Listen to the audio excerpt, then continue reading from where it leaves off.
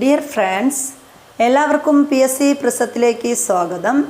ഇന്ന് നമ്മൾ 10ാം ക്ലാസ്സിലെ SCERT ബേസിക് സയൻസിൽ കെമിസ്ട്രിയിൽ നിന്നുള്ള 4ാമത്തെ ചാപ്റ്ററാണ് പഠിക്കാൻ പോകുന്നത്.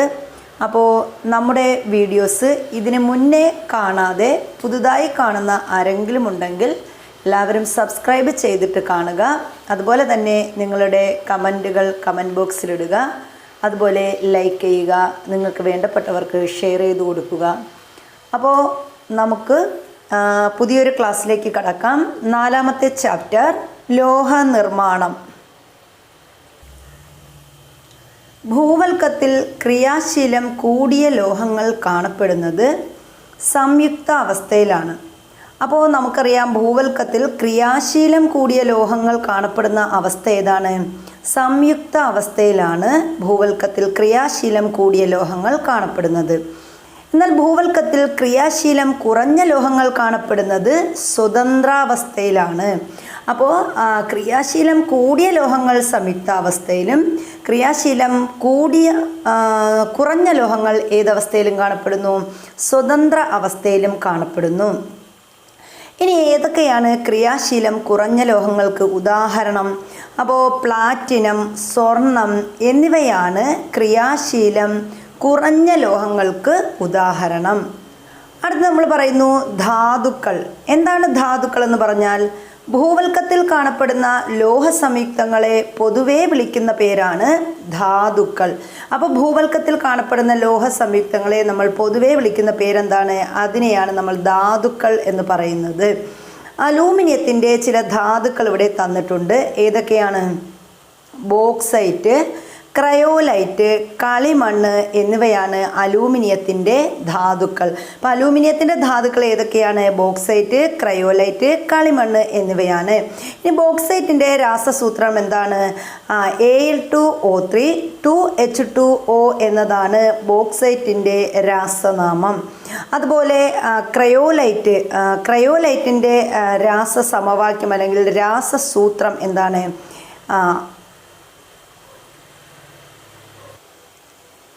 Na3Al(F6) എന്നതാണ് ക്രയോലൈറ്റിൻ്റെ രാസസൂത്രം. അപ്പോൾ ക്രയോലൈറ്റിൻ്റെ രാസസൂത്രം ചോദിച്ചാൽ എന്താ നമ്മൾ പറയുക?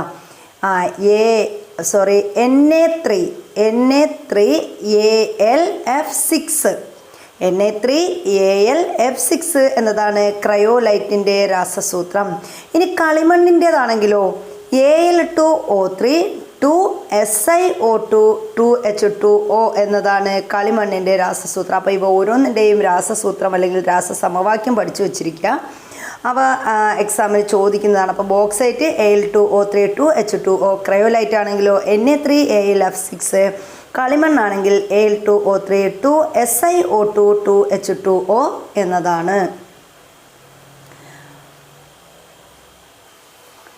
ലോഹം വേർതിരിച്ചെടുക്കാൻ ഉപയോഗിക്കുന്ന ധാതുക്കൾക്ക് ഉണ്ടായിരിക്കേണ്ട പ്രത്യേകതകൾ എന്തെല്ലാം? അപ്പോൾ ഒരു ലോഹം നമ്മൾ വേർതിരിച്ചെടുക്കുമ്പോൾ ആ ധാതുവിന്, അതിനുവേണ്ടി നമ്മൾ ഉപയോഗിക്കുന്ന ഒരു ധാതു ഉണ്ടല്ലോ, ആ ധാതുവിന് ഉണ്ടായിരിക്കേണ്ട പ്രത്യേകതകൾ എന്തൊക്കെയെന്നാണ് അടുത്ത് നമ്മൾ പറയുന്നത്. അപ്പോൾ അത് സുലഭമായിരിക്കണം. ധാതു എങ്ങനെയായിരിക്കണം? അപ്പോൾ ലോഹം വേർതിരിച്ചെടുക്കാൻ ഉപയോഗിക്കുന്ന ധാതുക്കൾക്കുണ്ടായിരിക്കേണ്ട പ്രത്യേക ഗുണങ്ങളാണ് അത് സുലഭമായിരിക്കണം, എളുപ്പത്തിലും ചെലവ് കുറഞ്ഞ രീതിയിലും ലോഹം വേർതിരിച്ചെടുക്കാവുന്നതാകണം. അപ്പം നമുക്ക് എളുപ്പത്തിലും അതുപോലെ ചെലവ് കുറഞ്ഞ രീതിയിലും ലോഹം വേർതിരിച്ചെടുക്കാൻ കഴിയണം. അതുപോലെ തന്നെ ലോഹത്തിൻ്റെ അംശം കൂടിയിരിക്കണം. അപ്പോൾ ഈ 3 ഗുണങ്ങളുണ്ടെങ്കിൽ നമുക്ക് എന്ത് ചെയ്യാം? ആ ധാതുവിനെ എന്തായിട്ട് കരുതാം? ആ ധാതുവിൽ നിന്ന് നമുക്ക് ലോഹം വേർതിരിച്ചെടുക്കാൻ കഴിയും. അപ്പോൾ സുലഭമായിരിക്കണം, എളുപ്പത്തിലും ചിലവ് കുറഞ്ഞ രീതിയിലും ലോഹം വേർതിരിച്ചെടുക്കാവുന്നതാകണം. ലോഹത്തിൻ്റെ അംശം എങ്ങനെയുള്ളതായിരിക്കണം? കൂടിയത് ആയിരിക്കണം. അടുത്ത് നമ്മൾ പറയുന്നത്, ഒരു ധാതുവിൽ നിന്ന് എളുപ്പത്തിലും വേഗത്തിലും ചെലവ് കുറഞ്ഞ രീതിയിലും ലോഹം വേർതിരിച്ചെടുക്കാൻ കഴിയുന്നുവെങ്കിൽ അതിനെയാണ് ആ ലോഹത്തിൻ്റെ അയിര് എന്ന് പറയുന്നത്. അയിര് അല്ലെങ്കിൽ ഓർ എന്ന് പറയും. അപ്പോൾ ഒരു ധാതുവിൽ നിന്ന് നമ്മൾ ഈ പറഞ്ഞതുപോലെ എളുപ്പത്തിലും വേഗത്തിലും ചെലവ് കുറഞ്ഞ രീതിയിലും ലോഹം വേർതിരിച്ചെടുക്കാൻ കഴിഞ്ഞാൽ അതിനെ നമുക്ക് എന്തെന്ന് പറയാം? ആ ലോഹത്തിൻ്റെ അയിര് എന്ന് വിളിക്കാം. അലൂമിനിയത്തിൻ്റെ ധാതുക്കളിൽ അയിരിൻ്റെ പ്രത്യേകതകൾ ഉള്ളത് ആർക്കാണ്? ബോക്സൈറ്റിനാണ്. അപ്പോൾ അലൂമിനിയത്തിൻ്റെ ധാതുക്കളിൽ അയിരിൻ്റെ പ്രത്യേകതയുള്ളത് ബോക്സൈറ്റിനാണ്. എല്ലാ അയിരുകളും ധാതുക്കളാണ്, എന്നാൽ എല്ലാ ധാതുക്കളും എന്തല്ല? അയിരുകളല്ല. അപ്പോൾ എല്ലാ അയിരുകളും എന്താണ്? ധാതുക്കളാണ്. പക്ഷേ എല്ലാ ധാതുക്കളും എന്തല്ല? അയിരുകളല്ല. ഇത് വളരെ ഇമ്പോർട്ടൻ്റ് ആണ്, സ്റ്റേറ്റ്മെൻറ്റ് ക്വസ്റ്റ്യൻ ആണ്. അപ്പോൾ അതുപോലെ തന്നെ ഇനി ലോഹങ്ങളും അയിരുകളുമാണ്. ചില പ്രധാന ലോഹങ്ങൾ തന്നിട്ടുണ്ട്. ആ ലോഹങ്ങൾ, അവയുടെ അയിരുകൾ, അതിൻ്റെ രാസസൂത്രം എന്നിവയാണ് നമ്മൾ നോക്കാൻ പോകുന്നത്. അപ്പോൾ അലൂമിനിയത്തിൻ്റെ അയിരാണ് ബോക്സൈറ്റ്. അപ്പോൾ ഇതിൻ്റെ രാസസൂത്രം നമ്മൾ പറഞ്ഞായിരുന്നു. എന്താണ്? Al2O3 എന്നതാണ് അലൂമിനിയത്തിൻ്റെ ബോക്സൈറ്റിൻ്റെ രാസസൂത്രം എന്ന് പറയുന്നത്. ഇനി അയണിൻ്റെതാണെങ്കിലോ ഹേമറ്റൈറ്റും മാഗ്നറ്റൈറ്റുമാണ് അയണിൻ്റെ അയിരുകൾ എന്ന് പറയുന്നത്. അതിൽ ഹേമറ്റൈറ്റിൻ്റെ രാസസൂത്രം Fe2O3യും മാഗ്നറ്റൈറ്റ് ആണെങ്കിൽ Fe3O4മാണ്. അപ്പോൾ ഹേമറ്റൈറ്റ് Fe2O3, മാഗ്നറ്റൈറ്റ് ആണെങ്കിലോ Fe3O4 എന്നതാണ് മാഗ്നറ്റൈറ്റിൻ്റെ രാസസൂത്രം. അടുത്ത് നമ്മൾ പറയുന്നു കോപ്പറിൻ്റെ അയിരുകൾ എന്ന് പറയുന്നത് കോപ്പർ പൈറൈറ്റ്സും കുപ്രൈറ്റുമാണ്. അപ്പോൾ കോപ്പറിൻ്റെ അയിരുകൾ ഏതൊക്കെയാണ്? കോപ്പർ പൈറൈറ്റ്സും കുപ്രൈറ്റുമാണ് കോപ്പറിൻ്റെ അയിരുകൾ. അതിൽ കോപ്പർ പൈറൈറ്റ്സിൻ്റെ രാസസൂത്രം CuFeS2 എന്നതാണ്. അപ്പോൾ CuFeS2 എന്നതാണ് കോപ്പർ പൈറൈറ്റ്സിൻ്റെ രാസസൂത്രം. കുപ്രൈറ്റ് ആണെങ്കിലോ Cu2O ആണ് കുപ്രൈറ്റിൻ്റെ രാസസൂത്രം. അടുത്ത സിങ്കിൻ്റെ അയിരുകൾ സിങ്ക് ബ്ലെൻഡും കലാമിനുമാണ് സിങ്കിൻ്റെ അയിരുകൾ. സിങ്ക് ബ്ലെൻഡിൻ്റെ രാസസൂത്രം എന്താണ്? ZnS ആണ് സിങ്ക് ബ്ലെൻഡിൻ്റെ രാസസൂത്രം. കലാമിനാണെങ്കിലോ ZnCO3 എന്നതാണ് കലാമിൻ്റെ രാസസൂത്രം. അടുത്ത് നമ്മൾ പറയുന്നത് ലോഹ നിഷ്കർഷണത്തെക്കുറിച്ചാണ്. അപ്പോൾ എന്താണ് ലോഹ നിഷ്കർഷണം എന്ന് പറഞ്ഞാൽ, ഒരു അയിരിൽ നിന്ന് ശുദ്ധലോഹം വേർതിരിക്കുന്നത് വരെയുള്ള മുഴുവൻ പ്രക്രിയകളും ചേർന്നതാണ് ലോഹ നിഷ്കർഷണം അഥവാ മെറ്റലർജി എന്ന് പറയുന്നത്. അപ്പോൾ മെറ്റലർജി അല്ലെങ്കിൽ ലോഹ നിഷ്കർഷണം എന്ന് പറഞ്ഞാൽ നമ്മൾ ഒരു അയിരിൽ നിന്ന് ശുദ്ധലോഹം വേർതിരിക്കുന്നത് വരെയുള്ള മുഴുവൻ പ്രക്രിയകളെയും ചേർത്താണ് നമ്മൾ എന്തെന്ന് പറയുന്നത്? ലോഹ നിഷ്കർഷണം എന്ന് പറയുന്നത്. ലോഹ നിഷ്കർഷണത്തിന് 3 ഘട്ടങ്ങളാണുള്ളത്. അപ്പോൾ ലോഹ നിഷ്കർഷണത്തിന് പ്രധാനമായിട്ടും 3 ഘട്ടങ്ങളുണ്ട്. അയിരുകളുടെ സാന്ദ്രണം, സാന്ദ്രീകരിച്ച അയിരിൽ നിന്ന് ലോഹത്തെ വേർതിരിക്കൽ, ലോഹ ശുദ്ധീകരണം. അപ്പോൾ നമ്മൾ പറഞ്ഞു എന്താണ് ലോഹ നിഷ്കർഷണത്തിന് എത്ര ഘട്ടങ്ങളുണ്ട്? 3 ഘട്ടങ്ങളുണ്ട്. അതിലൊന്നാമത്തേത് ഏതാണ്? അയിരുകളുടെ സാന്ദ്രണം അഥവാ കോൺസെൻട്രേഷൻ ഓഫ് ഓർസ് എന്ന് പറയും. അപ്പോൾ അയിരുകളുടെ സാന്ദ്രണം. രണ്ടാമത്തെ എന്താണ്? സാന്ദ്രീകരിച്ച അയിരിൽ നിന്ന് ലോഹത്തെ വേർതിരിക്കൽ അഥവാ extraction of metal from concentrated or. ഇപ്പോൾ സാന്ദ്രീകരിച്ച അയിരിൽ നിന്ന് എന്ത് ചെയ്യുക? ലോഹത്തെ വേർതിരിക്കുക. മൂന്നാമത്തേത് റിഫൈനിങ് ഓഫ് മെറ്റൽസ് അഥവാ ലോഹ ശുദ്ധീകരണം. ഇങ്ങനെ 3 ഘട്ടങ്ങളാണ് എന്തിനുള്ളത്? നമ്മുടെ ലോഹ നിഷ്കർഷണത്തിന് ഉള്ളത്. ഇനി നമ്മൾ അയിരുകളുടെ സാന്ദ്രണം. അപ്പോൾ ലോഹ നിഷ്കർഷണത്തിലെ ഒന്നാമത്തെ ഘട്ടമാണ് അയിരുകളുടെ സാന്ദ്രണം. അപ്പോൾ അതിനെക്കുറിച്ചാണ് നമ്മൾ പറയുന്നത്.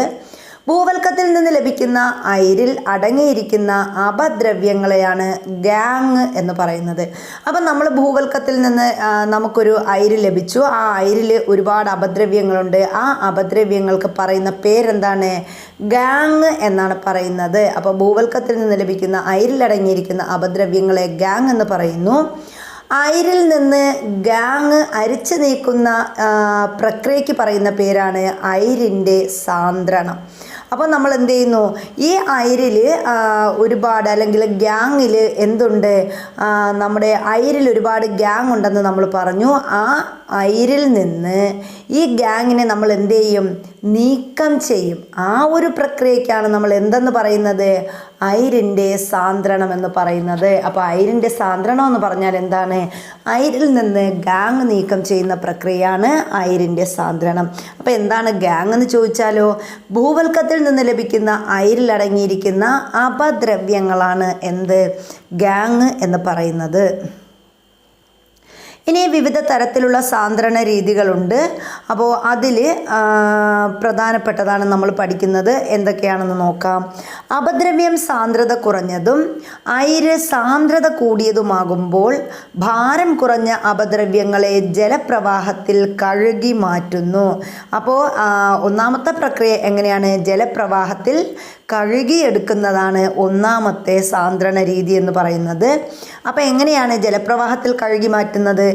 അപദ്രവ്യത്തിന് സാന്ദ്രത കുറഞ്ഞത്. അപദ്രവ്യം എന്ന് പറയുന്നത് നമ്മൾ പറഞ്ഞല്ലോ എന്താണ്? ആ ഗാങ് അപദ്രവ്യം നമുക്ക് കിട്ടുന്ന ആ ധാതുവാണ്, അല്ലെങ്കിൽ ആ ഒരു അപദ്രവ്യമാണ് എന്തെന്ന് പറയുന്നത്? ഗാങ്. ധാതുവിൽ അടങ്ങിയിരിക്കുന്ന അപദ്രവ്യം, അതിനെയാണ് നമ്മൾ ഗാങ് എന്ന് പറയുന്നത്.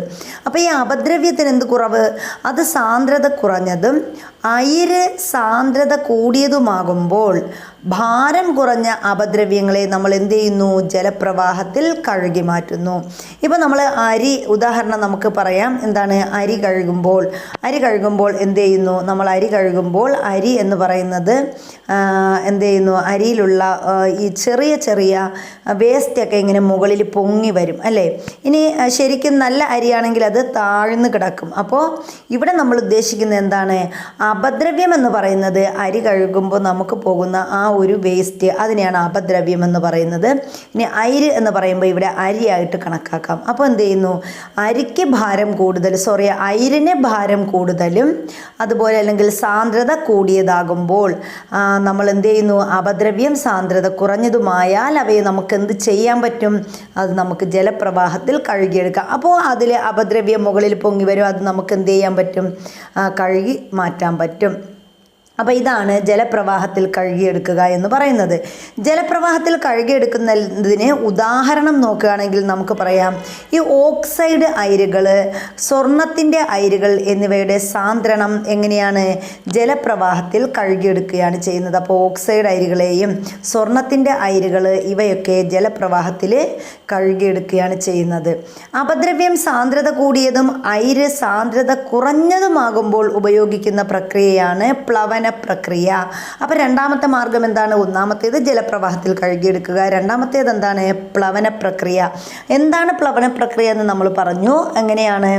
അപദ്രവ്യത്തിന് ഭാരം കൂടുതലാണ്. അപ്പോൾ അപദ്രവ്യം എന്ത് ചെയ്തു? സാന്ദ്രത കൂടിയതാണ്, സാന്ദ്രത കൂടിയതും. അയിരാണെങ്കിൽ എങ്ങനെയാണ്? സാന്ദ്രത കുറഞ്ഞതുമാകുമ്പോൾ നമ്മൾ ഉപയോഗിക്കുന്ന രീതിയാണ് എന്ത് ചെയ്യുക? പ്ലവന പ്രക്രിയ എന്ന് പറയുന്നത്. അങ്ങനെ പ്ലവന പ്രക്രിയ ഉപയോഗിച്ച് സാന്ദ്രണം ചെയ്യുന്ന അയിരുകളാണ് സൾഫൈഡ് അയിരുകൾ. അപ്പോൾ പ്ലവന പ്രക്രിയ ഉപയോഗിച്ച് സാന്ദ്രണം ചെയ്യുന്ന അയിരുകൾക്ക് ഉദാഹരണം ചോദിച്ചാൽ ഏത് പറയുക? സൾഫൈഡ് അയിരുകൾ. എന്ത് ചെയ്യുന്നു? സൾഫൈഡ് അയിരുകൾ നമ്മൾ പ്ലവന പ്രക്രിയയിലൂടെയാണ് എന്ത് ചെയ്യുന്നത്? സാന്ദ്രണം ചെയ്യുന്നത്. അയിരിനോ അപദ്രവ്യത്തിനോ ഏതെങ്കിലും ഒന്നിനെ കാന്തിക സ്വഭാവമുണ്ടെങ്കിൽ സാന്ദ്രണം ചെയ്യാൻ ഉപയോഗിക്കുന്ന മാർഗമാണ് കാന്തിക വിഭജനം. അപ്പോൾ കാന്തിക വിഭജനം എന്ന് പറഞ്ഞാൽ നമ്മൾ എന്ത് ചെയ്യുന്നു? മാഗ്നറ്റിക് സബ്ട്രാക്ഷൻ എന്ന് പറഞ്ഞാൽ എന്താണ്? അയിരിനോ അല്ലെങ്കിൽ അപദ്രവ്യത്തിനോ ഏതെങ്കിലും ഒന്നിന് എന്തുണ്ടായാൽ മതി? കാന്തിക സ്വഭാവമുണ്ടെങ്കിൽ. അപ്പോൾ ഒന്നിൽ അയിരിന് കാന്തിക സ്വഭാവം വേണം, അപ്പോൾ അപദ്രവ്യത്തിന് കാന്തിക സ്വഭാവം ഉണ്ടായിരിക്കത്തില്ല. ഇനി നേരെ മറിച്ച് അപദ്രവ്യത്തിന് കാന്തിക സ്വഭാവം ഉണ്ടാകാം, എന്നാൽ അയിരിന് എന്തില്ല? കാന്തിക സ്വഭാവമില്ല. അപ്പോൾ അയിരിനോ അപദ്രവ്യത്തിനോ ഏതെങ്കിലും ഒന്നിന് കാന്തിക സ്വഭാവം ഉണ്ടെങ്കിൽ അതിനെ സാന്ദ്രണം ചെയ്യാൻ ഉപയോഗിക്കുന്ന മാർഗം ഏതാണ്? അതാണ് കാന്തിക വിഭജനം എന്ന് പറയുന്നത്. മാഗ്നറ്റൈറ്റ് എന്ന ഇരുമ്പിൻ്റെ അയിരിനെ സാന്ദ്രണം ചെയ്യുന്നതിന് ഉപയോഗിക്കുന്ന മാർഗമാണ് കാന്തിക വിഭജനം. അപ്പോൾ കാന്തിക വിഭജനത്തിലൂടെ സാന്ദ്രണം ചെയ്യുന്ന അത് ഏത് എന്ന് ചോദിച്ചാൽ നമുക്ക് എന്ത് പറയാൻ പറ്റും? ഉദാഹരണം പറയാം. മാഗ്നറ്റൈറ്റ് കാന്തിക വിഭജനത്തിലൂടെയാണ് എന്ത് ചെയ്യുന്നത്? സാന്ദ്രണം ചെയ്യുന്നത്. കാന്തികമല്ലാത്ത ടിന്നിൻ്റെ അയിരായ ടിൻസ്റ്റോണിൽ SnO2 ആണ് ടിൻസ്റ്റോണിൻ്റെ രാസസൂത്രം എന്ന് പറയുന്നത്. SnO2 അതാണ് ടിൻസ്റ്റോൺ എന്ന് പറയുന്നത്. അപ്പോൾ കാന്തികമല്ലാത്ത നമ്മുടെ ടിന്നിൻ്റെ അയിരായ ടിൻസ്റ്റോണിൽ നിന്ന് കാന്തിക അപദ്രവ്യമായ അയൺ ടങ്സ്റ്റേറ്റിനെ നീക്കം ചെയ്യാനുള്ള മാർഗം എന്താണ്? അത് നമ്മുടെ കാന്തിക വിഭജനമാണ്. അപ്പം നമ്മൾ പറഞ്ഞല്ലോ, ഏതെങ്കിലും ഒന്നുകിൽ അപദ്രവ്യത്തിന് അല്ലെങ്കിൽ അയിരിന് എന്തുണ്ടായാൽ മതി, കാന്തിക സ്വഭാവം ഉണ്ടെങ്കിൽ നമുക്ക് എങ്ങനെ സാന്ദ്രണം ചെയ്യാൻ പറ്റും? കാന്തിക വിഭജനത്തിലൂടെ സാന്ദ്രണം ചെയ്ത് നീക്കാൻ പറ്റും. അപ്പോൾ ഇവിടെ ടിൻ സ്റ്റോണിൽ നിന്ന് കാന്തിക അപദ്രവ്യമായ അയൺ ടങ്സ്റ്റേറ്റിനെ നീക്കം ചെയ്യാൻ ഉപയോഗിക്കുന്നത് ഏത് മാർഗത്തിലൂടെയാണ്? അത് കാന്തിക വിഭജനമാണ് നമ്മൾ ഉപയോഗിക്കുന്നത്. അടുത്ത നമ്മൾ പറയുന്നത് ലീച്ചിങ് ആണ്. എന്താണ് ലീച്ചിങ് എന്ന് പറഞ്ഞാൽ, അലൂമിനിയത്തിൻ്റെ അയിരായ ബോക്സൈറ്റ് സാന്ദ്രണം ചെയ്യുന്ന രീതിക്ക് പറയുന്ന പേരാണ് ലീച്ചിങ്. അപ്പോൾ അലൂമിനിയത്തിൻ്റെ അയിര് നമ്മൾ പഠിച്ചായിരുന്നു. ബോക്സൈറ്റ്, ക്രയോലൈറ്റ്, കളിമണ്ണ്, ഇതൊക്കെ എന്താണ്? അലൂമിനിയത്തിൻ്റെ അയിരുകളാണ്. അപ്പോൾ ഈ അലൂമിനിയത്തിൻ്റെ അയിരായ ബോക്സൈറ്റിനെ സാന്ദ്രണം ചെയ്യുന്നത് ഏത് രീതിയിലൂടെയാണ്? ലീച്ചിങ്ങിലൂടെയാണ്. അനുയോജ്യമായ ലായനിയിൽ അയിര് ചേർക്കുമ്പോൾ അത് രാസപ്രവർത്തനത്തിൽ ഏർപ്പെട്ട് എന്ത് ചെയ്യുന്നു? ലയിക്കുന്നു. അപ്പോൾ അനുയോജ്യമായ ലായനിയിൽ നമ്മൾ എന്ത് ചെയ്യുന്നു? അയിര് ചേർക്കും. അപ്പോൾ അതെന്ത് ചെയ്യുന്നു? രാസപ്രവർത്തനത്തിൽ ഏർപ്പെട്ട് അത് ലയിക്കുന്നു. അങ്ങനെയാണ് നമ്മൾ ലീച്ചിങ് ചെയ്യുന്നത്. ഇനി ലയിക്കാത്ത അപദ്രവ്യങ്ങളെ എന്ത് ചെയ്യും? അരിച്ചു മാറ്റുന്നു. അപ്പോൾ ഇതിൽ ലയിക്കാത്ത അപദ്രവ്യങ്ങൾ ഉണ്ടായിരിക്കും, അതിന് നമ്മൾ എന്ത് ചെയ്യും? അതിനെ അരിച്ചു മാറ്റുന്നു. അരിച്ചു കിട്ടിയ ലായനിയിൽ നിന്ന് രാസപ്രക്രിയയിലൂടെ ശുദ്ധമായ അയിര് വേർതിരിക്കുന്നു. അപ്പോൾ ഇങ്ങനെ അരിച്ചു കിട്ടിയ ലായനിയിൽ നിന്ന് എന്ത് ചെയ്യുന്നു? രാസപ്രക്രിയയിലൂടെ ശുദ്ധമായ അയിര് വേർതിരിച്ചെടുക്കുന്നു. ഇങ്ങനെയാണ് ലീച്ചിങ് നടത്തുന്നത്. അപ്പോൾ അലൂമിനിയത്തിൻ്റെ അയിരായ ബോക്സൈറ്റ് വേർതിരിച്ചെടുക്കുന്ന രീതി എന്താണ്? അത് ലീച്ചിങ് ആണ്.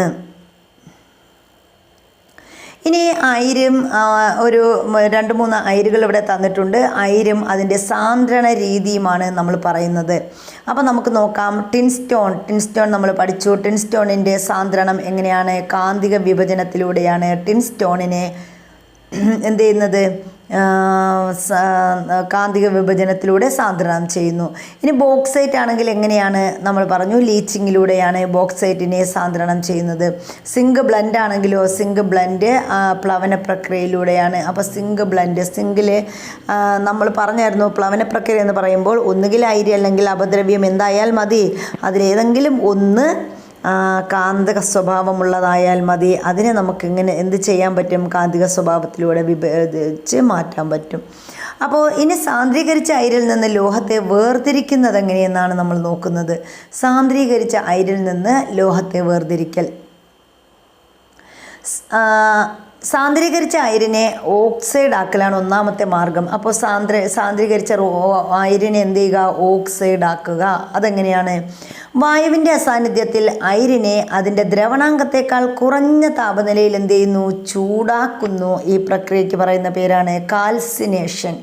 അപ്പോൾ നമ്മൾ കാൽസിനേഷൻ എന്ന് പറഞ്ഞാൽ എന്താണ്? വായുവിൻ്റെ അസാന്നിധ്യത്തിൽ നമ്മൾ എന്ത് ചെയ്യും? അയിരിനെ അതിൻ്റെ ദ്രവണാങ്കത്തേക്കാൾ കുറഞ്ഞ താപനിലയിൽ എന്ത് ചെയ്യും? ചൂടാക്കും. ഈ പ്രക്രിയയ്ക്കാണ് നമ്മൾ എന്തെന്ന് പറയുന്നത്? കാൽസിനേഷൻ എന്ന് പറയുന്നത്.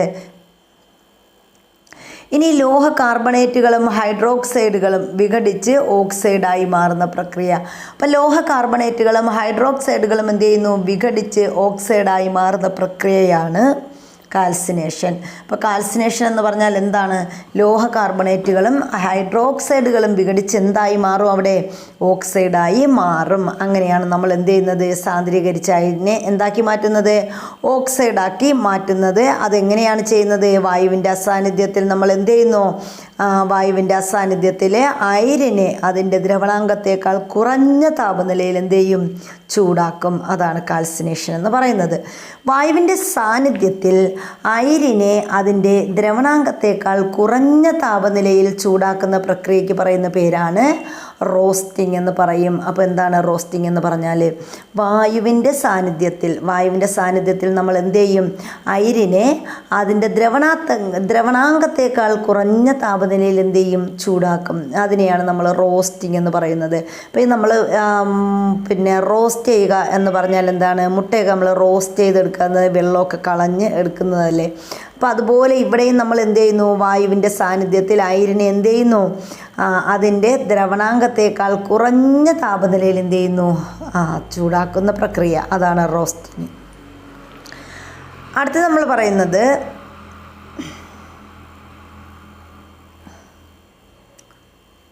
സാന്ദ്രീകരിച്ച അയിരുകളെ റോസ്റ്റിങ്ങിന് വിധേയമാക്കുമ്പോൾ അവയിലെ ജലാംശം ബാഷ്പമായി പുറത്തു പോകുന്നു. അപ്പം നമ്മൾ സാന്ദ്രീകരിച്ച അയിരിനെ എന്ത് ചെയ്യുമ്പോൾ റോസ്റ്റിങ്ങിന് വിധേയമാക്കിയാൽ അവയിലെ ജലാംശം എന്ത് ചെയ്യും?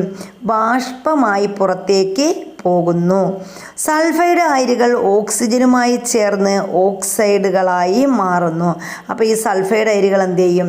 സൾഫൈഡ് അയിരാണെങ്കിൽ അത് ഓക്സിജനുമായി ചേർന്നിട്ട് ഏതയിരായി മാറും? ഓക്സൈഡ് അയിരായി മാറും. അപ്പോൾ സൾഫൈഡ് അയിര് ഓക്സിജനുമായി ചേർന്നാൽ എന്താവും? ഓക്സൈഡ് അയിരായി മാറും. Cu2S അയിര് റോസ്റ്റിങ്ങിന് വിധേയമാക്കുമ്പോൾ, അതായത് കോപ്പർ സൾഫേറ്റ് അയിര് നമ്മൾ എന്ത് ചെയ്യുന്നു? Cu2S ആണ് കോപ്പർ സൾഫേറ്റ്. അപ്പോൾ ഈ അയിര് നമ്മൾ എന്ത് ചെയ്യുമ്പോൾ റോസ്റ്റിങ്ങിന് വിധേയമാക്കുമ്പോൾ സംഭവിക്കുന്നത് എന്നാണ്? Cu2O കോപ്പർ ഓക്സൈഡായി മാറുന്നു. അപ്പം നമ്മൾ പറഞ്ഞില്ലേ സൾഫൈഡ് എന്താവുന്നു? റോസ്റ്റിങ്ങിന് വിധേയമാക്കിയാൽ അത് എന്തായി മാറും? ഓക്സൈഡായി മാറും. ഓക്സൈഡാക്കിയ അയിരിൻ്റെ നിരോക്സീകരണത്തെക്കുറിച്ചാണ് അടുത്ത് നമ്മൾ പറയുന്നത്. ഓക്സൈഡാക്കിയ അയിരിനെ എന്ത് ചെയ്യുക? നിരോക്സീകരിക്കുക. ഓക്സൈഡാക്കിയ അയിരിൽ നിന്ന് ലോഹം നിർമ്മിക്കുന്ന പ്രവർത്തനത്തിന് പറയുന്ന പേരാണ് നിരോക്സീകരണം. അപ്പം നമ്മൾ ഓക്സൈഡാക്കിയ അയിരിൽ നിന്ന് എന്ത് ചെയ്യുന്നു? ലോഹത്തെ നിർമ്മിക്കുന്നു. ആ ഒരു പ്രക്രിയയാണ് എന്തെന്ന് പറയുന്നത്? നിരോക്സീകരണം എന്ന് പറയുന്നത്. ലോഹങ്ങളുടെ ക്രിയാശീലത്തിൻ്റെ അടിസ്ഥാനത്തിൽ ലോഹനിർമ്മാണ വേളയിൽ നിരോക്സീകാരിയായി നമ്മൾ ഉപയോഗിക്കുന്ന എന്താണ്? വൈദ്യുതിയാണ്. അപ്പോൾ നമ്മൾ ലോഹങ്ങളുടെ ക്രിയാശീലത്തിൻ്റെ അടിസ്ഥാനത്തിൽ ലോഹ നിർമ്മാണ വേളയിൽ നമ്മൾ നിരോക്സീകാരിയായിട്ട് എന്തിനെയൊക്കെ ഉപയോഗിക്കുന്നു? വൈദ്യുതി, കാർബൺ മോണോക്സൈഡ് എന്നിവയാണ് നമ്മൾ നിരോക്സീകാരിയായിട്ട് ഉപയോഗിക്കുന്നത്. എപ്പോഴാണ്? ക്രിയാശീലത്തിൻ്റെ അടിസ്ഥാനത്തിൽ. അപ്പോൾ ക്രിയാശീലം കൂടിയ ലോഹങ്ങൾ, ക്രിയാശീലം കുറഞ്ഞ ലോഹങ്ങൾ ഇങ്ങനെ നമ്മൾ തരംതിരിച്ച് എടുക്കുമ്പം അതിൽ നിരോക്സീകാരിയായി നമ്മൾ ഉപയോഗിക്കുന്ന എന്തിനെയൊക്കെ ആയിരിക്കും? വൈദ്യുതി ഉപയോഗിക്കുന്നു, കാർബൺ ഉപയോഗിക്കുന്നു, കാർബൺ മോണോക്സൈഡ് ഉപയോഗിക്കുന്നു. ക്രിയാശീലം കൂടിയ സോഡിയം, പൊട്ടാസ്യം, കാൽസ്യം പോലുള്ള ലോഹങ്ങളെ അവയുടെ അയിരുകളിൽ നിന്ന് വേർതിരിക്കാൻ ഉപയോഗിക്കുന്ന നിരോക്സീകാരി ഏത് എന്ന് ചോദിച്ചാൽ ഏതാണ്? അത് വൈദ്യുതിയാണ്. അപ്പോൾ ഏതൊക്കെയാണ്? ക്രിയാശീലം കൂടിയ ഏതൊക്കെ ലോഹങ്ങളാ? സോഡിയം, അതുപോലെ ആരാണ്? Potassium, calcium. Sodium, potassium, calcium എന്നിവ പോലുള്ള ലോഹങ്ങളെ അവയുടെ അയിരിൽ നിന്ന് വേർതിരിക്കാൻ നമ്മൾ ഏത് മാർഗമാണ് ഉപയോഗിക്കുന്നത്? ഉപയോഗിക്കുന്ന നിരോക്സീകാരി ഏതാണ്? അതാണ് വൈദ്യുതി. അടുത്ത നമ്മൾ ലോഹശുദ്ധീകരണത്തെക്കുറിച്ചാണ് പഠിക്കുന്നത്. എന്താണ് ലോഹശുദ്ധീകരണം എന്ന് നോക്കാം. നിരോക്സീകരണം വഴി ലഭിക്കുന്ന ലോഹത്തിൽ അടങ്ങിയിരിക്കുന്ന അപദ്രവ്യങ്ങളായ ലോഹങ്ങളും ലോഹ ഓക്സൈഡുകളും അലോഹങ്ങളും നീക്കം ചെയ്ത് ശുദ്ധമായ ലോഹം നിർമ്മിക്കുന്ന ആ ഒരു പ്രക്രിയയ്ക്ക് പറയുന്ന പേരാണ് ലോഹശുദ്ധീകരണം. അപ്പോൾ എന്താ ലോഹശുദ്ധീകരണം എന്ന് പറഞ്ഞാൽ നമ്മൾ നിരോക്സീകരണം വഴി എന്ത് ചെയ്യുന്നു? ലഭിക്കുന്ന ലോഹത്തിൽ അടങ്ങിയിരിക്കുന്ന അപദ്രവ്യങ്ങളായ ലോഹങ്ങളും ലോഹ ഓക്സൈഡുകളും അലോഹങ്ങളും നീക്കം ചെയ്ത് എന്ത് ചെയ്യുന്നു? ശുദ്ധമായ ലോഹത്തെ നിർമ്മിക്കുന്നു. ഈ ഒരു പ്രക്രിയയ്ക്കാണ് ലോഹശുദ്ധീകരണം എന്ന് പറയുന്നത്. ലോഹശുദ്ധീകരണത്തിൻ്റെ വിവിധ മാർഗങ്ങളെക്കുറിച്ചാണ് നമ്മൾ അടുത്ത് പറയുന്നത്. അപ്പോൾ എന്തൊക്കെയാണ്? അതിലൊന്നാമത്തേതാണ് ഉരുക്കി വേർതിരിക്കൽ അഥവാ ലിക്വേഷൻ എന്ന് പറയും. അപ്പോൾ നമ്മൾ എങ്ങനെയാണ് ഉരുക്കി വേർതിരിക്കുന്നതെന്ന് നോക്കാം. കുറഞ്ഞ ദ്രവണാങ്കമുള്ള ടിന്ന്, ലെഡ് എന്നീ ലോഹങ്ങളിൽ അപദ്രവ്യമായി അടങ്ങിയിരിക്കുന്ന ഉയർന്ന ദ്രവണാങ്കമുള്ള മറ്റ് ലോഹങ്ങൾ, അതുപോലെ ലോഹ ഓക്സൈഡുകൾ തുടങ്ങിയവ നീക്കം ചെയ്യുന്നതിനായി ഇത്തരം ലോഹങ്ങൾ എന്ത് ചെയ്യുന്നു? ഫർണസിൻ്റെ ചരിഞ്ഞ പ്രതലത്തിൽ വച്ച് ചൂടാക്കുമ്പോൾ ശുദ്ധലോഹം അപദ്രവ്യങ്ങളിൽ നിന്ന് വേർതിരിഞ്ഞ് ഉരുകി താഴേക്ക് വീഴുന്നു. അപ്പം ഇങ്ങനെയാണ് നമ്മൾ എന്ത് ചെയ്യുന്നത്? ലോഹങ്ങളെ ഉരുക്കി വേർതിരിക്കുന്നത്. അപ്പം എന്ത് ചെയ്യുന്നു? കുറഞ്ഞ ദ്രവണാങ്കമുള്ള ലോഹങ്ങളാണ് ടിന്നും ലെഡും ഒക്കെ. ഇവ എന്ത് ചെയ്യുന്നു? ഇവയിൽ അപദ്രവ്യമായി അടങ്ങിയിരിക്കുന്ന ഉയർന്ന ദ്രവണാങ്കമുള്ള മറ്റ് ലോഹങ്ങൾ എന്ത് ചെയ്യുന്നു? ലോഹ ഓക്സൈഡുകൾ തുടങ്ങിയവ നീക്കം ചെയ്യുന്നതിനാണ് നമ്മൾ എന്ത് ചെയ്യുന്നത്? ഉരുക്കി വേർതിരിക്കുന്നത്. അതിനുവേണ്ടി ഇത്തരം ലോഹങ്ങൾ ഫർണസിൻ്റെ ചരിഞ്ഞ പ്രതലത്തിൽ, അപ്പോൾ ഇത്തരം ലോഹങ്ങൾ നമ്മൾ ഇവിടെ എന്ത് ചെയ്യുന്നു? ഇവിടെ തന്നിട്ടുണ്ട്. ഫർണസിൻ്റെ, ഇതാണ് ഫർണസ് എന്ന് പറയുന്നത്. ഈ ഫർണസിൻ്റെ ചരിഞ്ഞ പ്രതലങ്ങളിൽ നമ്മൾ എന്ത് ചെയ്യുന്നു, ഈ ലോഹത്തെ ഇങ്ങനെ നമ്മൾ വെക്കുന്നു. എന്നിട്ട് എന്ത് ചെയ്യും, ആ ചരിഞ്ഞ പ്രതലത്തിൽ ഇങ്ങനെ ഇരിക്കുമ്പോൾ ഈ മാലിന്യങ്ങൾ ഉരുക്കുമ്പോൾ എന്ത് ചെയ്യുന്നു, ഈ ചരിഞ്ഞ പ്രതലത്തിലൂടെ മാലിന്യങ്ങൾ എന്ത് ചെയ്യുന്നു, പിന്നെ അടിഞ്ഞു മാറുകയും അതുപോലെ ശുദ്ധലോഹം നമുക്ക് വേർതിരിഞ്ഞ് ലഭിക്കുകയും ചെയ്യുന്നു. ഇങ്ങനെയാണ് നമ്മൾ ടിന്ന്, ലെഡ് തുടങ്ങിയ ലോഹങ്ങളെ എന്ത് ചെയ്യുന്നത്, ഉരുക്കി വേർതിരിക്കുന്നത്. ഇനി അടുത്ത ഒരു മാർഗ്ഗമാണ്, ഒന്നാമത്തെ മാർഗ്ഗം നമ്മളപ്പോൾ പറഞ്ഞു ഉരുക്കി വേർതിരിക്കൽ. രണ്ടാമത്തേതാണ് ഡിസ്റ്റിലേഷൻ അല്ലെങ്കിൽ സ്വേദനം എന്ന് പറയുന്നത്. എന്താണ് സ്വേദനം എന്ന് പറഞ്ഞാൽ കുറഞ്ഞ തിളനിലയുള്ള ലോഹങ്ങളായ സിങ്ക്, കാഡ്മിയം, മെർക്കുറി. അപ്പോൾ ഈ സിങ്ക്, കാഡ്മിയം, മെർക്കുറി എന്നിവയ്ക്ക് കുറഞ്ഞ തിളനിലയാണുള്ളത്. അപ്പോൾ ഇവയെ നമ്മൾ എന്ത് ചെയ്യുന്നു, ശുദ്ധീകരിക്കുന്നതിന് ഉപയോഗിക്കുന്ന രീതിയാണ് സ്വേദനം എന്ന് പറയുന്നത്. അപ്പോൾ കുറഞ്ഞ തിളനിലയുള്ള ലോഹങ്ങളായ സിങ്ക്, കാഡ്മിയം, മെർക്കുറി എന്നിവ ശുദ്ധീകരിക്കുന്നതിന് ഉപയോഗിക്കുന്ന രീതിയാണ് സ്വേദനം എന്ന് പറയുന്നത്. അപദ്രവ്യമടങ്ങിയ ലോഹം ഒരു റിട്ടോർട്ടിൽ വെച്ച് ചൂടാക്കുമ്പോൾ ശുദ്ധലോഹം ലഭിക്കുന്ന രീതിക്കാണ് നമ്മൾ എന്തെന്ന് പറയുന്നത്, സ്വേദനം എന്ന് പറയുന്നത്. അപ്പോൾ അപദ്രവ്യമടങ്ങിയ ലോഹത്തെ നമ്മൾ എന്ത് ചെയ്യുന്നു, ഒരു റിട്ടോർട്ടിൽ വെച്ച് ചൂടാക്കുന്നു. അപ്പോൾ എന്ത് ചെയ്യുന്നു, ശുദ്ധലോഹം ലഭിക്കും നമുക്ക്. ആ രീതിയാണ് സ്വേദനം എന്ന് പറയുന്നത്. അടുത്ത മൂന്നാമത്തെ രീതിയാണ് വൈദ്യുത വിശ്ലേഷണ ശുദ്ധീകരണം. ഇലക്ട്രോലൈറ്റിക് റിഫൈനിങ് എന്ന് പറയും. വൈദ്യുത വിശ്ലേഷണ ശുദ്ധീകരണം എങ്ങനെയാണ് നമ്മൾ വൈദ്യുത വിശ്ലേഷണം ചെയ്യുന്നതെന്ന് നോക്കാം. വൈദ്യുത വിശ്ലേഷണ ശുദ്ധീകരണത്തിൽ നെഗറ്റീവ് ഇലക്ട്രോഡായി ഉപയോഗിക്കുന്നത് എന്താണ്, ശുദ്ധലോഹമാണ്. അപ്പോൾ വൈദ്യുത വിശ്ലേഷണ ശുദ്ധീകരണത്തിൽ നമ്മൾ എന്ത് ചെയ്യുന്നു, ഇലക്ട്രോഡായിട്ട് ശുദ്ധലോഹത്തെ ഉപയോഗിക്കും. ഇനി ഇവിടെ നെഗറ്റീവ് ഇലക്ട്രോഡായിട്ടാണ് നമ്മൾ ശുദ്ധലോഹം എടുക്കുന്നത്. അതുപോലെ പോസിറ്റീവ് ഇലക്ട്രോഡായിട്ട് എടുക്കുന്നത് എന്താണെന്നാണ്, അപദ്രവ്യമടങ്ങിയ ലോഹത്തെയാണ്. അതുപോലെ തന്നെ വൈദ്യുത വിശ്ലേഷണ ശുദ്ധീകരണത്തിൽ ഇലക്ട്രോലൈറ്റായിട്ട് ഉപയോഗിക്കുന്നത് ആരെയാണ്, ശുദ്ധീകരിക്കേണ്ട ലോഹത്തിൻ്റെ ലായനിയാണ്, ലവണ ലായനി. അതിനെയാണ് നമ്മൾ എന്ത് ചെയ്യുന്നത്, വൈദ്യുത വിശ്ലേഷണ ശുദ്ധീകരണത്തിനായിട്ട് ഇലക്ട്രോലൈറ്റായിട്ട് ഉപയോഗിക്കുന്നത്. അപ്പോൾ നെഗറ്റീവ് ഇലക്ട്രോഡായിട്ട് എന്താ ഉപയോഗിക്കുന്നത്, അത് ശുദ്ധലോഹത്തെ ഉപയോഗിക്കും. പോസിറ്റീവ് ഇലക്ട്രോഡായിട്ട് എന്തിനെ ഉപയോഗിക്കും, അപദ്രവ്യമടങ്ങിയ അശുദ്ധലോഹത്തെ ഉപയോഗിക്കും. അതുപോലെ തന്നെ വൈദ്യുത വിശ്ലേഷണ ശുദ്ധീകരണത്തിന് ഇലക്ട്രോലൈറ്റായിട്ട് ഉപയോഗിക്കുന്നത് എന്താണ്, ശുദ്ധീകരിക്കേണ്ട ലോഹത്തിൻ്റെ ലവണ ലായനിയാണ് ഉപയോഗിക്കുന്നത്. എങ്ങനെയാണ് കോപ്പറിനെ ശുദ്ധീകരിക്കാൻ ഉപയോഗിക്കുന്ന മാർഗം?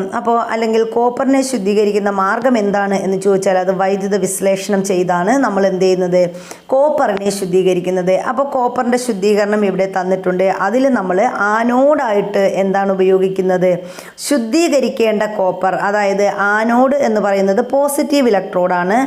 ആനോഡ് അതിൽ നമ്മൾ എന്തുപയോഗിക്കുന്നു, ശുദ്ധീകരിക്കേണ്ട കോപ്പറാണ് ഉപയോഗിക്കുന്നത്. ഇനി കാഥോഡ് അഥവാ നെഗറ്റീവ് ഇലക്ട്രോഡായിട്ട് നമ്മൾ ഉപയോഗിക്കുന്നത് ശുദ്ധ കോപ്പറാണ്.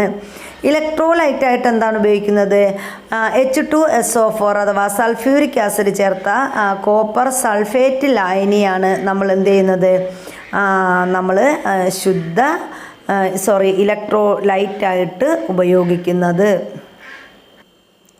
ആനോഡിൽ നടക്കുന്ന രാസപ്രവർത്തനത്തിൻ്റെ സമവാക്യം ഇവിടെ തന്നിട്ടുണ്ട്. എന്താണ്, Cu2 പ്ലസ് 2E എന്നതാണ് ആനോഡിൽ നടക്കുന്ന രാസപ്രവർത്തനത്തിൻ്റെ സമവാക്യം. അപ്പോൾ ആനോഡിൽ എന്ത് ചെയ്യുന്നു, നമ്മൾ ആനോഡിൽ ശുദ്ധീകരിക്കേണ്ട കോപ്പർ കൊടുക്കുന്നു. ആ ശുദ്ധീകരിക്കേണ്ട കോപ്പർ പിന്നെന്താണ്, Cu2 പ്ലസ് 2 ഇലക്ട്രോൺ. ആ രീതിക്കാണ് അതിൻ്റെ സമവാക്യം നടക്കുന്നത്. ഇനി കാഥോഡിൽ നടക്കുന്ന രാസപ്രവർത്തനം എങ്ങനെയാണ്, കാഥോഡിൽ Cu2 മൈനസ് എന്ത് ചെയ്യുന്നു, പ്ലസ് 2E ഗിവ്സ് അത് രണ്ടും കൂടി ചേരുമ്പോൾ നമുക്ക് എന്ത് കിട്ടുന്നു, കോപ്പർ കിട്ടുന്നു. അപ്പോൾ ഇങ്ങനെയാണ് നമ്മൾ എന്ത് ചെയ്യുന്നത്, കോപ്പറിൻ്റെ ശുദ്ധീകരണം നടക്കുന്നത് ഇങ്ങനെയാണ്. അപ്പോൾ കോപ്പറിൻ്റെ ശുദ്ധീകരണത്തിൽ ആനോഡിൽ നമ്മൾ എന്തുപയോഗിക്കുന്നു, ആനോഡ് അഥവാ നമ്മൾ പോസിറ്റീവ് ഇലക്ട്രോഡായിട്ട് ശുദ്ധീകരിക്കേണ്ട കോപ്പർ നൽകുന്നു. കാഥോഡിൽ അഥവാ നെഗറ്റീവ് ഇലക്ട്രോഡായിട്ട് നമ്മൾ കൊടുക്കുന്നത് ശുദ്ധ കോപ്പറാണ്. ഇനി അതിൽ ഇലക്ട്രോലൈറ്റായിട്ട് നമ്മുടെ H2SO4 അഥവാ സൾഫ്യൂരിക് ആസിഡ് ചേർത്ത കോപ്പർ സൾഫേറ്റ് ലായനിയാണ് നൽകുന്നത്. പിന്നെ അടുത്ത് നമ്മൾ പറയുന്നത് ഇരുമ്പിൻ്റെ വ്യാവസായിക നിർമ്മാണത്തെക്കുറിച്ചാണ്. വിഡ്ഢികളുടെ സ്വർണം എന്നറിയപ്പെടുന്നത് എന്താണ്? അയൺ പൈറൈറ്റിസ് ആണ് വിഡ്ഢികളുടെ സ്വർണം എന്നറിയപ്പെടുന്നത്. അയൺ പൈറൈറ്റിസിനെ വിഡ്ഢികളുടെ സ്വർണം എന്നറിയപ്പെടാൻ കാരണം എന്താണ്? അയൺ പൈറൈറ്റ്സിൻ്റെ മങ്ങിയ മഞ്ഞ കലർന്ന ബ്രാസിൻ്റെ നിറം എന്ത് ചെയ്യുന്നു? സ്വർണത്തോട് സാദൃശ്യമുള്ളവയാണ്. അപ്പോൾ നമുക്കത് കാണുമ്പോൾ തോന്നും എന്താണ്? സ്വർണമാണെന്ന് തോന്നും. അതുകൊണ്ടാണ് അയൺ പൈറൈറ്റ്സിനെ നമ്മൾ എന്തെന്ന് പറയുന്നത്? വിഡ്ഢികളുടെ സ്വർണം എന്ന് പറയുന്നത്.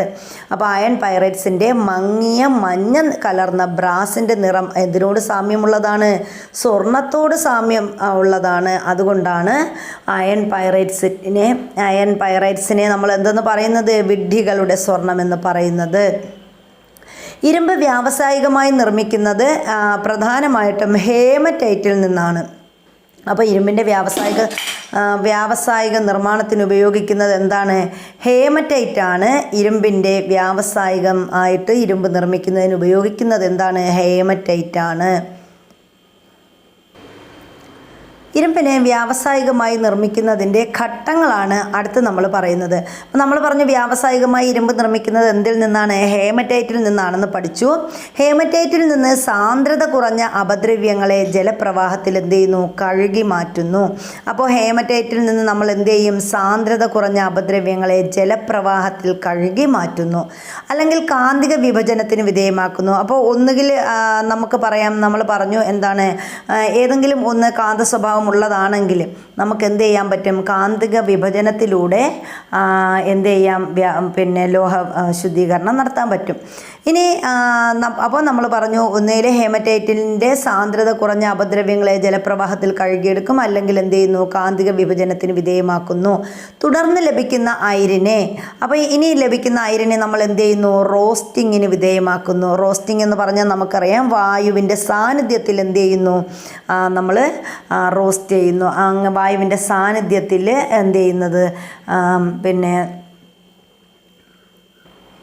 അയിരിനെ നമ്മൾ അതിൻ്റെ സാന്ദ്രത കുറഞ്ഞ അല്ലെങ്കിൽ ദ്രവണാങ്കം കുറഞ്ഞ താപനിലയിൽ നമ്മൾ എന്ത് ചെയ്യുന്നു? ദ്രവണാങ്കത്തേക്കാൾ കുറഞ്ഞ താപനിലയിൽ നമ്മൾ അതിനെ എന്ത് ചെയ്യുന്നു?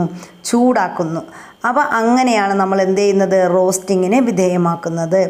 അപ്പോൾ അതുവഴി എന്ത് ചെയ്യും? അയിരിലടങ്ങിയിരിക്കുന്ന മാലിന്യങ്ങളെ ഓക്സൈഡുകളാക്കി വാതക രൂപത്തിൽ എന്ത് ചെയ്യുന്നു? നീക്കം ചെയ്യുന്നു. അപ്പോൾ ഇതോടൊപ്പം ജലാംശവും നീക്കം ചെയ്യപ്പെടുന്നു. അപ്പോൾ ഇങ്ങനെയാണ് നമ്മൾ എന്ത് ചെയ്യുന്നത്? നമ്മൾ ഇരുമ്പിനെ വ്യാവസായികമായി നിർമ്മിക്കുന്നത്. അപ്പോൾ അത് നമ്മൾ പറഞ്ഞു എന്താണ്? ഹേമറ്റൈറ്റിൽ നിന്ന് സാന്ദ്രത കുറഞ്ഞ അപദ്രവ്യത്തെ നമ്മൾ ജലപ്രവാഹത്തിൽ കഴുകിയെടുക്കും, അതല്ലെങ്കിൽ എന്ത് ചെയ്യും? കാന്തിക വിഭജനത്തിന് വിധേയമാക്കുന്നു. തുടർന്ന് ലഭിക്കുന്ന അയിരിനെ നമ്മൾ എന്ത് ചെയ്യുന്നു? അയിരിനെ നമ്മൾ അതിൻ്റെ ദ്രവണാങ്കത്തേക്കാൾ കുറഞ്ഞ താപനിലയിൽ എന്ത് ചെയ്യുന്നു? റോസ്റ്റിങ്ങിന് വിധേയമാക്കുന്നു. അതുവഴി അങ്ങനെ എന്ത് ചെയ്യും? അയിരിലടങ്ങിയിരിക്കുന്ന മാലിന്യങ്ങളെ ഓക്സൈഡുകളാക്കി വാതക രൂപത്തിൽ എന്ത് ചെയ്യുന്നു? നീക്കം ചെയ്യുന്നു. ഇങ്ങനെ ഇതോടൊപ്പം ലഭിക്കുന്ന ജലാംശവും എന്ത് ചെയ്യുന്നു? നീക്കം ചെയ്യപ്പെടുന്നു. ഇങ്ങനെയാണ് നമ്മൾ എന്ത് ചെയ്യുന്നത്? ഇരുമ്പിനെ വ്യാവസായികമായി നിർമ്മിക്കുന്നത്. ഇനി എന്താണ് ബ്ലാസ്റ്റ് ഫർണസ് എന്ന് നോക്കാം. ബ്ലാസ്റ്റ് ഫർണസ് എന്ന് പറഞ്ഞാൽ ഹേമറ്റൈറ്റിനെ അയണാക്കി മാറ്റുന്നതിന് ഉപയോഗിക്കുന്ന സംവിധാനത്തിന് പറയുന്ന പേരാണ് ബ്ലാസ്റ്റ് ഫർണസ്. നമ്മൾ പറഞ്ഞു ഹേമറ്റൈറ്റിൽ നിന്നാണ് നമ്മൾ എന്ത് ചെയ്യുന്നത്? അയൺ ഉണ്ടാക്കുന്നത്. അപ്പോൾ ഈ ഹേമറ്റൈറ്റിനെ അയണാക്കി മാറ്റുന്നതിന് ഉപയോഗിക്കുന്ന ഒരു സംവിധാനമാണ് ബ്ലാസ്റ്റ് ഫർണസ്. ബ്ലാസ്റ്റ് ഫർണസ് ആ പേരിൽ അറിയപ്പെടാനുള്ള കാരണം എന്താണ്? ഫർണസിൻ്റെ അടിവശത്തു കൂടി ഉയർന്ന താപനിലയിലുള്ള ശക്തമായ വായുപ്രവാഹം കടത്തിവിടുന്നതിനാലാണ് ബ്ലാസ്റ്റ് ഫർണസ് എന്തെന്നറിയപ്പെടുന്നത്, ഈ പേരിൽ അറിയപ്പെടുന്നത്. അപ്പോൾ ഈ ഫർണസിൻ്റെ അടിവശത്തു കൂടി നമ്മൾ എന്ത് ചെയ്യുന്നു? ഉയർന്ന താപനിലയിലുള്ള ശക്തമായ വായുപ്രവാഹം കടത്തിവിടുന്നു. അങ്ങനെയാണ് നമ്മൾ ബ്ലാസ്റ്റ് ഫർണസ് എന്ന് അതിന് ആ പേര് കിട്ടാൻ കാരണം. ഹേമറ്റൈറ്റിൻ്റെ ശുദ്ധീകരണത്തിൽ ഹേമറ്റൈറ്റിനോടൊപ്പം ബ്ലാസ്റ്റ് ഫർണസിൻ്റെ മുകൾ വശത്ത് കൂടി നിക്ഷേപിക്കുന്നത് എന്താണ്? ഹേമറ്റൈറ്റ് ശുദ്ധീകരിക്കാൻ വേണ്ടി ബ്ലാസ്റ്റ് ഫർണസിൻ്റെ മുകൾ ഭാഗത്ത് ചുണ്ണാമ്പ് കല്ലും കോക്കുമാണ് നമ്മൾ നിക്ഷേപിച്ച് കൊടുക്കുന്നത്. അപ്പോൾ ഏതൊക്കെയാണ്? ചുണ്ണാമ്പ് കല്ലും കോക്കും എന്ത് ചെയ്യുന്നു? ഹേമറ്റൈറ്റിൻ്റെ ശുദ്ധീകരണത്തിൽ ഹേമറ്റൈറ്റിനോടൊപ്പം നമ്മൾ ബ്ലാസ്റ്റ് ഫർണത്തിൻ്റെ മുകൾ വശത്ത് എന്ത് ചെയ്യും? നിക്ഷേപിക്കുന്നു. ഹേമറ്റൈറ്റിൽ സാധാരണയായി അടങ്ങിയിരിക്കുന്ന മാലിന്യങ്ങളാണ് സൾഫർ, അതുപോലെ ആഴ്സനിക്, ഫോസ്ഫറസ് എന്നിവ. അപ്പോൾ ഹേമറ്റൈറ്റിൽ അടങ്ങിയിരിക്കുന്ന മാലിന്യങ്ങൾ ഏതൊക്കെയാണ്? അത് സൾഫറുണ്ട്, ആഴ്സനിക് ഉണ്ട്, ഫോസ്ഫറസ് എന്നീ മാലിന്യങ്ങളാണ് ഏതിലടങ്ങിയിരിക്കുന്നത്? ഹേമറ്റൈറ്റിൽ അടങ്ങിയിരിക്കുന്നത്. ഒന്നുകൂടി, സൾഫർ, ആഴ്സനിക്, പിന്നെ ആരാണ്? ഫോസ്ഫറസ് എന്നിവ ഹേമറ്റൈറ്റിൽ അടങ്ങിയിരിക്കുന്ന മാലിന്യങ്ങളാണ്. ഹേമറ്റൈറ്റിൽ നിന്നും നീക്കം ചെയ്യപ്പെടാതെ കാണപ്പെടുന്ന ഗ്യാങ് ആണ് സിലിക്കൺ ഡയോക്സൈഡ് അല്ലെങ്കിൽ സിലിക്ക എന്ന് പറയുന്നത്. അപ്പോൾ ഹേമറ്റൈറ്റിൽ നിന്നും നീക്കം ചെയ്യപ്പെടാതെ കാണപ്പെടുന്ന ഗ്യാങ് ഏതാണ്? അതാണ് നമ്മുടെ സിലിക്കൺ ഡയോക്സൈഡ് അഥവാ സിലിക്ക.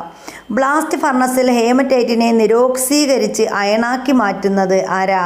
കാർബൺ മോണോക്സൈഡ് ആണ്. അപ്പോൾ ബ്ലാസ്റ്റ് ഫർണസിൽ നമ്മുടെ ഹേമറ്റൈറ്റിനെ നിരോക്സീകരിച്ച് അയണാക്കി മാറ്റുന്നത് കാർബൺ മോണോക്സൈഡ് ആണ്. കാർബൺ മോണോക്സൈഡ് ആണ്. ഫർണസിലെ ഉയർന്ന താപനിലയിൽ കാൽസ്യം കാർബണേറ്റ് എന്ത് ചെയ്യുന്നു? അത് വിഘടിച്ച് രൂപപ്പെടുന്നതാണ് കാൽസ്യം ഓക്സൈഡും കാർബൺ ഡൈ ഓക്സൈഡും. അപ്പോൾ ഫർണസിലെ ഉയർന്ന താപനിലയിൽ കാൽസ്യം കാർബണേറ്റ് എന്ത് ചെയ്യുന്നു? വിഘടിച്ചിട്ട് അവിടെ എന്തൊക്കെ ഉണ്ടാവും? കാൽസ്യം ഓക്സൈഡും ഉണ്ടാകും, കാർബൺ ഡൈ ഓക്സൈഡും ഉണ്ടാകും. അപ്പോൾ കാൽസ്യം കാർബണേറ്റ് വിഘടിച്ചാണ് കാൽസ്യം ഓക്സൈഡും കാർബൺ ഡൈ ഓക്സൈഡും ഉണ്ടാകുന്നത്. ഫർണസിൽ രൂപപ്പെടുന്ന കാൽസ്യം ഓക്സൈഡ് അല്ലെങ്കിൽ ഫ്ലക്സ് എന്ന് നമ്മൾ പറയും. ഈ ഫ്ലക്സ് എന്ത് ചെയ്യുന്നു?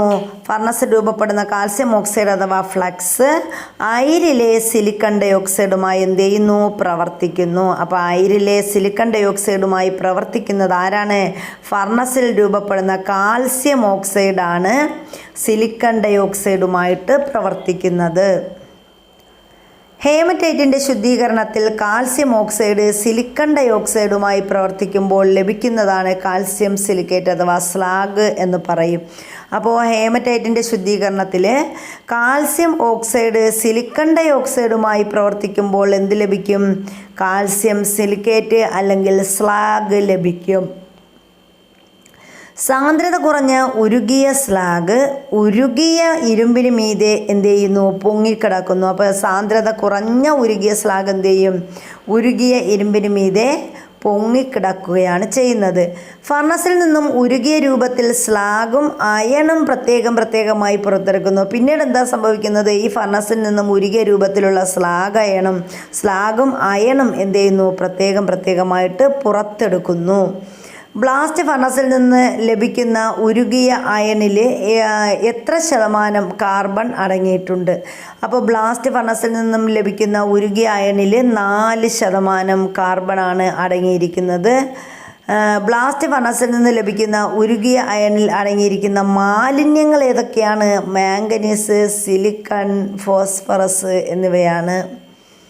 അപ്പോൾ ബ്ലാസ്റ്റ് ഫർണസിൽ നിന്ന് ലഭിക്കുന്ന ഉരുകിയ അയണിൽ അടങ്ങിയിരിക്കുന്ന മാലിന്യങ്ങൾ ഏതൊക്കെയാണ്? Manganese, silicon, phosphorus.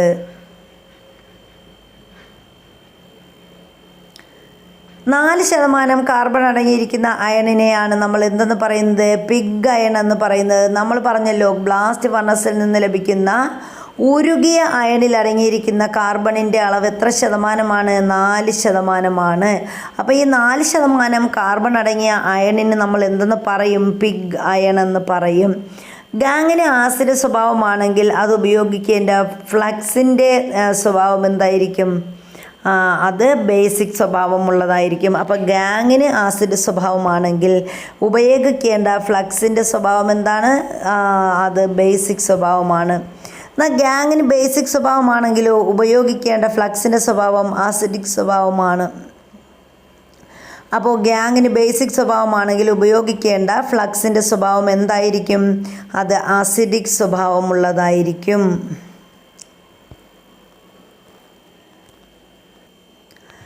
അടുത്ത നമ്മൾ അലോയ് സ്റ്റീലിനെ കുറിച്ചാണ് പറയുന്നത്. എന്താണ് അലോയ് സ്റ്റീൽ എന്ന് പറഞ്ഞാൽ? ഈ സ്റ്റീലിൽ മറ്റ് ലോഹങ്ങൾ ചേർത്ത് നിർമ്മിക്കുന്നതിനെയാണ് നമ്മൾ എന്തെന്ന് പറയുന്നത്? അലോയ് സ്റ്റീൽ എന്ന് പറയുന്നത്. അപ്പോൾ സ്റ്റീലിൽ നമ്മൾ മറ്റുള്ള ലോഹങ്ങൾ ചേർത്ത് അലോയ് സ്റ്റീൽ ഉണ്ടാക്കുന്നു. അപ്പോൾ ഇവിടെ കുറച്ച് അലോയ് സ്റ്റീലുകളും അതിൽ അടങ്ങിയിരിക്കുന്ന ഘടകങ്ങൾ നമ്മൾ അതിൽ ചേർത്ത് നിർമ്മിക്കുമല്ലോ, ആ ഘടകങ്ങളും ഇനി അതിൻ്റെ പ്രത്യേകതകളും അതിൻ്റെ ഉപയോഗവും ഇവിടെ തന്നിട്ടുണ്ട്. അതെന്തൊക്കെയാണെന്ന് നമുക്കൊന്ന് നോക്കാവേ. അപ്പോൾ എന്തൊക്കെയാണ് അലോയ് സ്റ്റീലിൽ? സ്റ്റെയിൻലെസ് സ്റ്റീൽ ഒന്നാമത്തേതാണ് സ്റ്റെയിൻലെസ് സ്റ്റീൽ എന്ന് പറയുന്നത്. അപ്പോൾ ഈ സ്റ്റെയിൻലെസ് സ്റ്റീലിൽ അടങ്ങിയിരിക്കുന്ന ഘടകങ്ങൾ ഏതൊക്കെയാണെന്ന് ചോദിച്ചാൽ അയൺ ഉണ്ട്, ക്രോമിയം ഉണ്ട്, നിക്കലുണ്ട്, കാർബൺ ഉണ്ട്. അയൺ, ക്രോമിയം, നിക്കൽ, കാർബൺ എന്നിവ അലോയ് സ്റ്റീൽ നമ്മുടെ സ്റ്റെയിൻലെസ് സ്റ്റീലിലെ പ്രധാന ഘടകങ്ങളാണ്. ഇനി ഇതിൻ്റെ പ്രത്യേകത, ഇത് ഉറപ്പുള്ളതാണ്. ഉപയോഗം എന്താണ്? പാത്രങ്ങൾ, വാഹന ഭാഗങ്ങൾ എന്നിവ നിർമ്മിക്കുന്നതിനാണ് നമ്മുടെ സ്റ്റെയിൻലെസ് സ്റ്റീൽ ഉപയോഗിക്കുന്നത്. മറ്റൊരു അലോയ് സ്റ്റീലാണ് അൽനിക്കോ എന്ന് പറയുന്നത്. ഈ അൽനിക്കോയിലെ ഘടകങ്ങൾ ഏതൊക്കെയാണ്? അയൺ, അലൂമിനിയം, നിക്കൽ, കൊബാൾട്ട് എന്നിവയാണ് അൽനിക്കോയിലെ ഘടകങ്ങൾ. ഏതൊക്കെയാണ്? അയൺ വരുന്നുണ്ട്, അലൂമിനിയം, നിക്കൽ, കോബാൾട്ട് എന്നിവയാണ് അൽനിക്കോയിലെ ഘടകങ്ങൾ എന്ന് പറയുന്നത്. ഇതിൻ്റെ പ്രത്യേകത എന്താണ്? കാന്തിക സ്വഭാവമുള്ളതാണ് അൽനിക്കോ. അപ്പോൾ കാന്തിക സ്വഭാവമുള്ളതാണ് അൽനിക്കോ. ഇതിൻ്റെ ഉപയോഗം എന്താണ്? സ്ഥിരകാന്തങ്ങൾ നിർമ്മിക്കാനായിട്ട് ഉപയോഗിക്കുന്നു. കാന്തിക സ്വഭാവമുള്ളത് കൊണ്ട് തന്നെ അൽനിക്കോ സ്ഥിരകാന്തങ്ങൾ ഉപയോഗിക്കാനാണ് നമ്മൾ നിർമ്മിക്കുന്നത്. ഇനി അടുത്ത് പറയുന്നത് ഏതാണ്? നിക്രോമാണ്. എന്താണ് നിക്രോമിൻ്റെ പ്രത്യേകത? നിക്രോമിൻ്റെ പ്രത്യേകത എന്ന് പറയുന്നത് അയൺ, നിക്കൽ, ക്രോമിയം, കാർബൺ എന്നിവ ഉപയോഗിച്ചാണ് നിക്രോം എന്ത് ചെയ്യുന്നത്? നിർമ്മിച്ചിരിക്കുന്നത്. അപ്പോൾ നമ്മൾ സ്റ്റെയിൻലെസ് സ്റ്റീൽ പറഞ്ഞ അതേ ഘടകങ്ങൾ തന്നെയാണ് നിക്രോമിലുമുള്ളത്.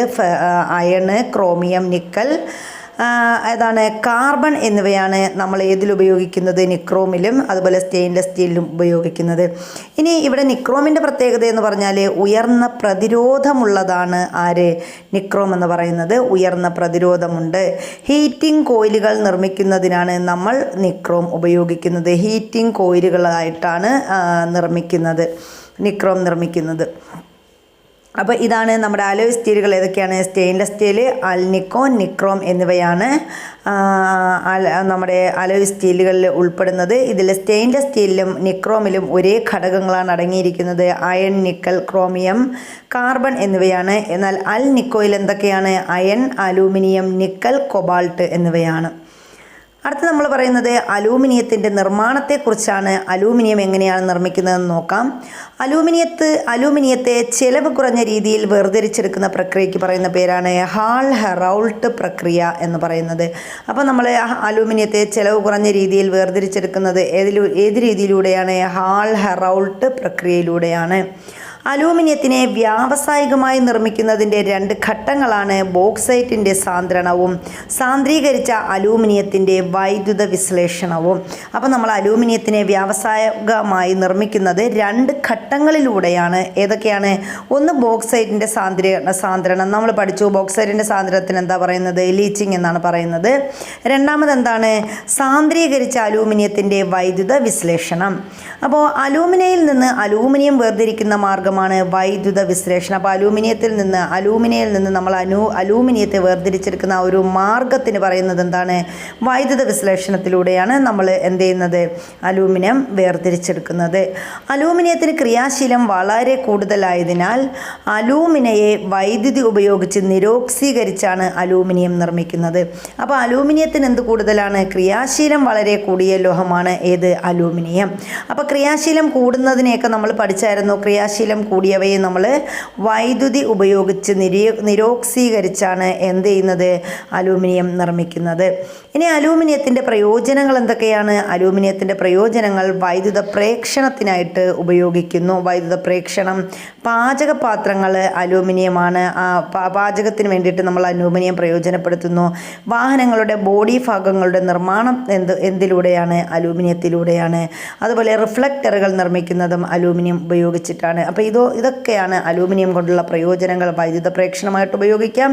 പാചകപാത്രങ്ങൾ നമ്മൾ അലൂമിനിയമാണ് ഉപയോഗിക്കാറുള്ളത്.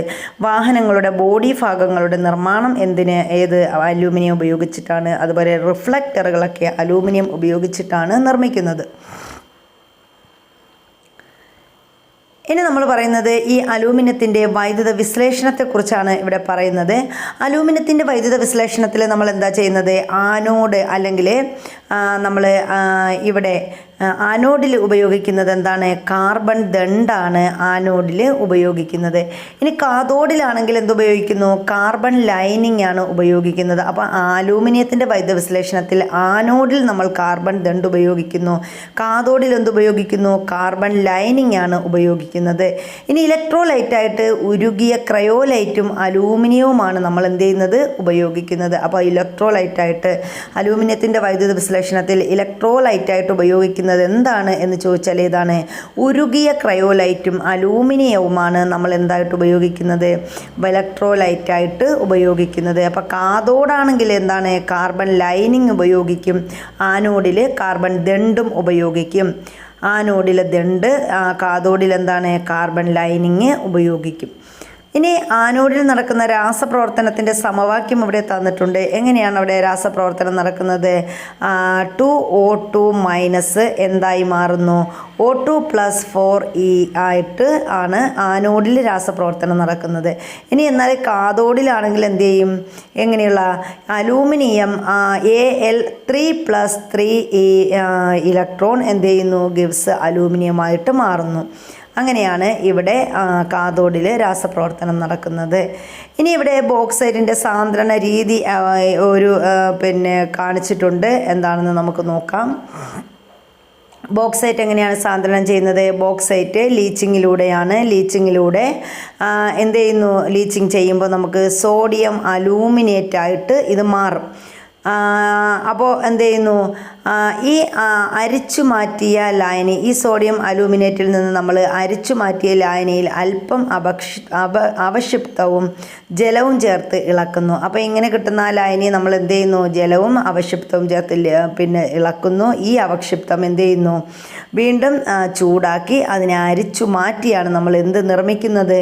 അലൂമിനിയം നിർമ്മിക്കുന്നത്. ഇങ്ങനെയാണ് അലൂമിനിയത്തിൻ്റെ ബോക്സൈറ്റിൻ്റെ സാന്ദ്രണ രീതി ഇവിടെ തന്നിരിക്കുന്നത്. അപ്പോൾ നമ്മുടെ ലോഹ നിർമ്മാണം എന്ന് പറയുന്ന ആ ഒരു ചാപ്റ്റർ ഇത്രയുമാണുള്ളത്. അപ്പോൾ നമ്മുടെ ക്ലാസ് വീഡിയോ കാണുന്നവർ സബ്സ്ക്രൈബ് ചെയ്യാതെയാണ് ആരെങ്കിലും ഉള്ളതെങ്കിൽ പ്ലീസ് നിങ്ങൾ ദയവായി എന്ത് ചെയ്യുക? സപ്പോർട്ട് ചെയ്യുക. അതുപോലെ സബ്സ്ക്രൈബ് ചെയ്യുക. നിങ്ങളുടെ സപ്പോർട്ടും കാര്യങ്ങളൊന്നുമില്ലെങ്കിൽ തുടർന്ന് അങ്ങോട്ട് നമുക്ക് ക്ലാസ്സുകൾ കൊണ്ടുപോകാൻ പറ്റില്ല. അപ്പോൾ അതുകൊണ്ട് എല്ലാവരും സപ്പോർട്ട് ചെയ്യുക. അതുപോലെ നിങ്ങളുടെ വിലയേറിയ കമൻറ്റുകൾ കമൻറ്റ് ബോക്സിലിടുക. എന്തൊക്കെയാണ് നമ്മുടെ വീഡിയോയിലുള്ള അപാകതകളെന്ന് ചൂണ്ടിക്കാട്ടി അതുപോലെ തന്നെ ഇനി എന്തൊക്കെ നന്നാക്കാനുണ്ട്, അങ്ങനെ എന്തഭിപ്രായമുണ്ടെങ്കിലും നിർദ്ദേശങ്ങളായാലും നിങ്ങൾക്ക് നമ്മുടെ കമൻറ്റ് ബോക്സിലിടാം. അതിനുള്ള മറുപടി നമ്മൾ കമൻറ്റ് ബോക്സിലൂടെ തന്നെ നിങ്ങൾക്ക് പേഴ്സണലായിട്ടോ നൽകുന്നതായിരിക്കും. അപ്പോൾ എല്ലാവരും നമ്മുടെ ചാനൽ ലൈക്ക് ചെയ്യുക, അതുപോലെ ഷെയർ ചെയ്യുക. അപ്പോൾ അടുത്തൊരു വീഡിയോയിൽ കാണുന്നത് വരെ എല്ലാവർക്കും നല്ലൊരു ദിവസം ആശംസിക്കുന്നു. Thank you.